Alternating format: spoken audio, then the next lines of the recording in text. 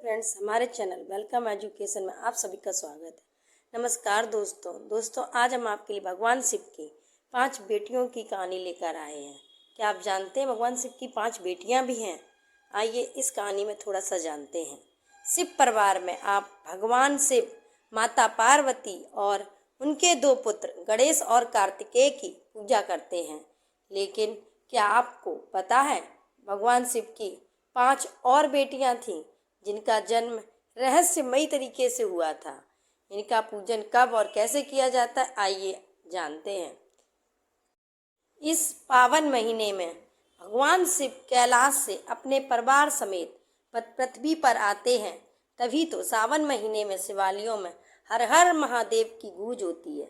शिवालयों में भगवान भोलेनाथ समेत पूरे परिवार का अभिषेक किया जाता है। ऐसे में भगवान भोलेनाथ के शिव परिवार के बारे में जानना बेहद जरूरी है, जिनमें नंदी भी शामिल है। आइए जानते हैं भगवान शिव के परिवार में कौन कौन शामिल है। शिव परिवार में आप भगवान शिव, माता पार्वती और उनके 2 पुत्र गणेश और कार्तिक के बारे में जानते हैं। लेकिन क्या आपको भगवान शिव की 5 और बेटियों की जानकारी पता है? आइए हम बताएंगे कैसे। भगवान शिव और माता पार्वती कि वो कौन सी 5 पुत्रियां हैं और इनके क्या क्या नाम हैं, इनका पूजन कब और कैसे किया जाएगा, जानते हैं। मधु श्रावणी की कथा में वर्णित है। ये कथा भगवान शिव के पुत्र गणेश और कार्तिकेय के बारे में शिव भक्त तो जानते हैं, लेकिन उनकी 5 पुत्रियों के बारे में हम जो जानकारी देने जा रहे हैं वो बहुत रोचक भरा है। हाँ, आजकल कथा सत्संग में चर्चा जरूर हो रही है। ऐसे में विस्तार से जानेंगे भगवान शिव के 5 बेटियों के बारे में। मधुश्रावणी की कथा में भगवान शिव और माता पार्वती की 5 बेटियों का वर्णन मिलता है। इस कथा में वर्णित मान्यताओं के अनुसार एक बार भगवान शिव गंगा में स्नान करने गए थे।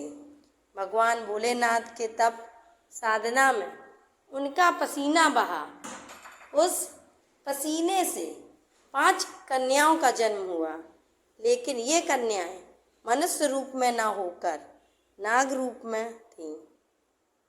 माता पार्वती को इसकी कोई जानकारी नहीं थी। माता पार्वती नहीं जानती थीं कि उनकी कोई 5 बेटियां भी हैं। कि शिव लीला से 5 नाग कन्याओं का जन्म हुआ है, लेकिन भगवान शिव को सब पता था और वह उनसे गणेश और कार्तिकेय की तरह स्नेह भी रखते थे। इसलिए वह हर सुबह जाकर सरोवर के पास 5 नाग कन्याओं से मिलते थे और उनके साथ खेलते थे। ऐसा कई दिनों तक निरंतर चलता रहा। एक दिन माता पार्वती को शक हुआ कि आखिर महादेव मुझे बिना बताए इतनी सुबह कहाँ जाते हैं। इसलिए उन्होंने तय किया कि वह इस रहस्य को जान कर रहेंगी। तब माता पार्वती भी उनके पीछे पीछे सरोवर तक पहुंच गईं। माता पार्वती ने देखा कि महादेव उन 5 नाग कन्याओं के साथ खेल रहे हैं। ये देख माता पार्वती को बेहद क्रोध आया। माता पार्वती को क्यों क्रोध आया, आइए इस बारे में जानते हैं, क्योंकि उन्हें नहीं पता था। माता पार्वती को यह देखकर क्रोध आया और उन्होंने क्रोध के वशीभूत होकर 5 नाग कन्याओं को मारना चाहा। जैसे ही उन्होंने मारने के लिए पैर उठाया, तभी भोलेनाथ ने उनको रोककर बताया कि ये 5 नाग कन्या आपकी पुत्री हैं। महादेव की इस बात से माता पार्वती हैरान होकर देखने लगीं। फिर नाग कन्याओं ने देवी पार्वती को कन्याओं के जन्म की कथा बताई।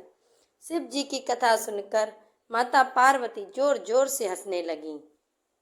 भगवान शिव की इन 5 नाग कन्याओं का नाम क्या है, आइए जानते हैं। भगवान शिव की इन नाग कन्याओं का नाम जया, विषहर, सामिलवारी, देव और दोतली है। भगवान शिव ने अपनी पुत्रियों के बारे में बताते हुए कहा कि जो भी सावन मास की शुक्ल पक्ष की पंचमी के दिन इन नाग कन्याओं की पूजा करेगा, उनके परिवार को सर्प दंश का भय नहीं रहेगा।